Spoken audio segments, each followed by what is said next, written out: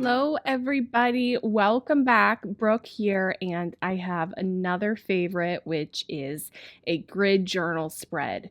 Now, these all turn out so different, which I think is just wonderful. It's a nice mix, but it contains it all onto one page, and you can do so many different things within a grid journal spread. So this one, I have smaller squares, and I picked out my colors ahead of time. I'm going to be working with a Payne's gray and kind of a magenta color. And there's just so many fun things that you can do and try. If you haven't tried grid journaling yet, I strongly recommend it.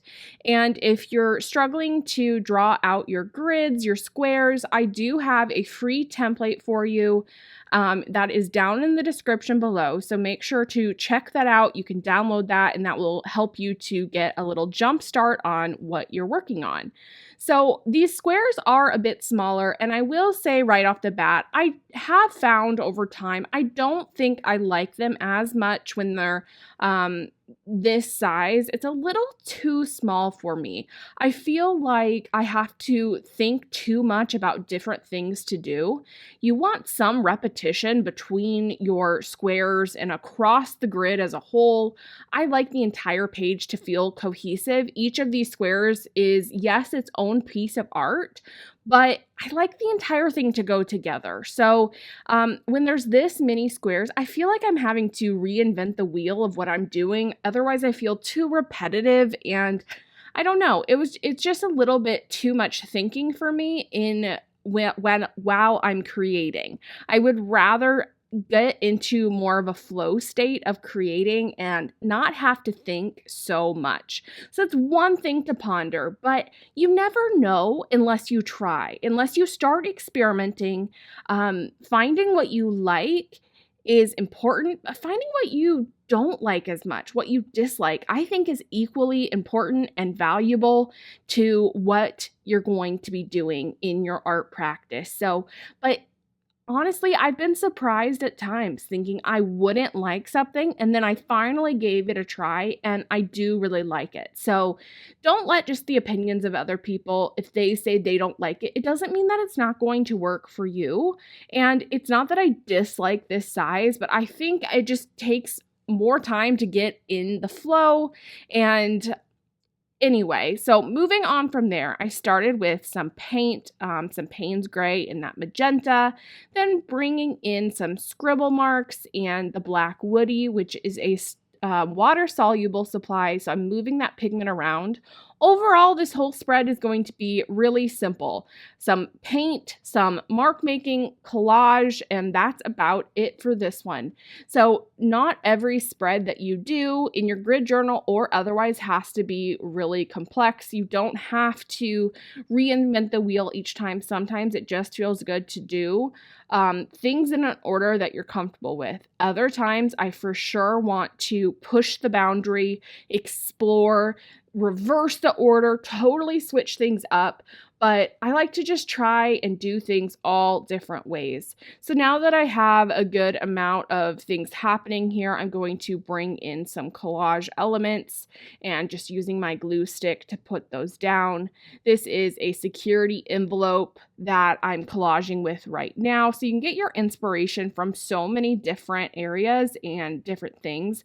I like to keep an eye out for that unusual thing that you may not typically use. One of my favorite things is to go to the dollar store and walk down all the aisles and try to look at things from an art perspective. How can I use that? It may be a kitchen utensil, but can I use it as a mark making supply or to make marks or create a pattern or anything like that? So start looking at things with a different perspective, and that's going to really help you in the long run. So I save the security envelopes that I find inspiring. This is just like a small faint grid on it, and just gluing these down. So I get into trouble a little bit here thinking that everything I have to do in one box has to be done in all of them. And when this many squares, it becomes kind of difficult because I can almost feel that internal struggle in me saying, you're doing too much of it or you haven't done enough to make it feel cohesive.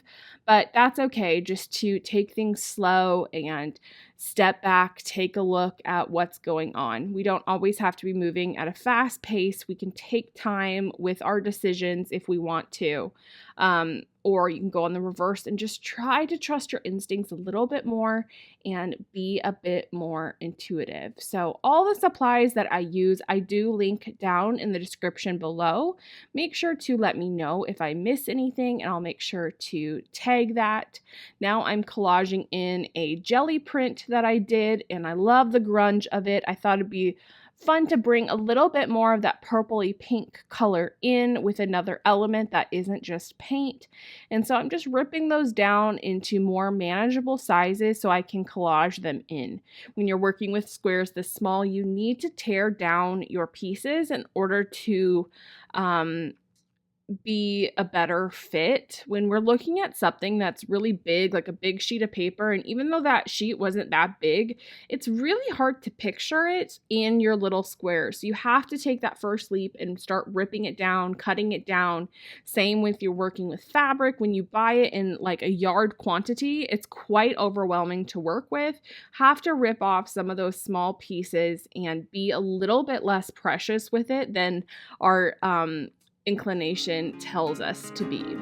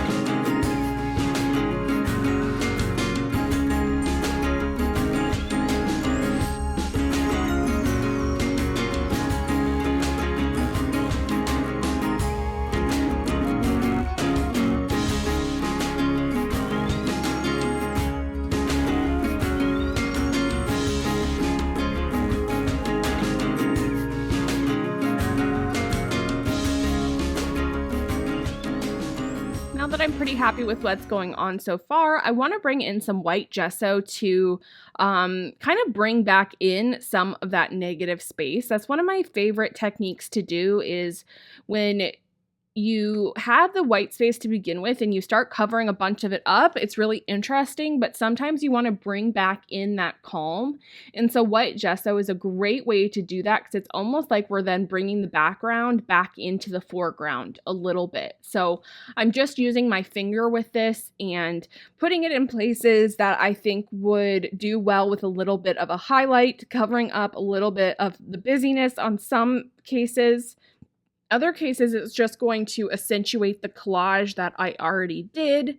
Overall, each of these boxes is a lot less busy going on than some of my other ones, but when you look at this page as a whole, it doesn't feel too busy, which is nice with all these little size boxes happening.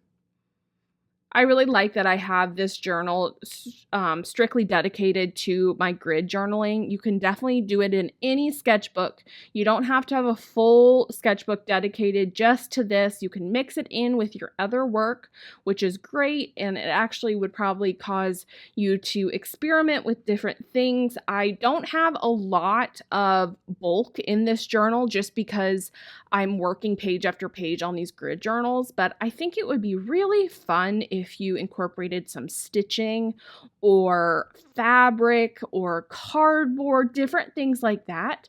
So you can try out what method is going to work best for you. Maybe it is dedicating a full notebook like I'm doing here, and that's just an easy thing that you can grab and start working on. In fact, I already have several pages of grids already pre-drawn out. So when I get a moment and I can work in my journal, I don't have to stop and do that first step, which can kind of halt your inspiration a little bit.